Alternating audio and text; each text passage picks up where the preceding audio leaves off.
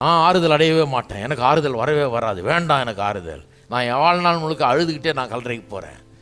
சொல்லவே கூடாது தெரியுமா யாரும்.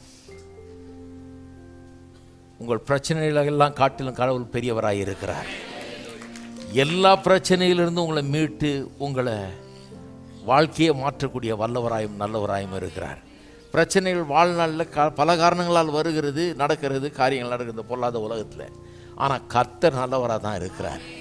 தீமையான காரியங்கள் கூட நன்மையாக மாற்றி தர்றவர். இவனுக்கு வராத பிரச்சனையாக யோசிப்புக்கு அவன் நினச்சிருப்பான், கடவுள் எங்கே, எனக்கு தரிசனம் கொடுத்த ஆண்டவர் எங்கே, இப்படிலாம் காட்டிட்டு கடைசியில் இங்கே வந்து கிடக்கிறேன்னு அப்படின்னு யோசிச்சிருப்பான். கர்த்தர் அற்புதமான திட்டத்தை வச்சிருக்கிறார்.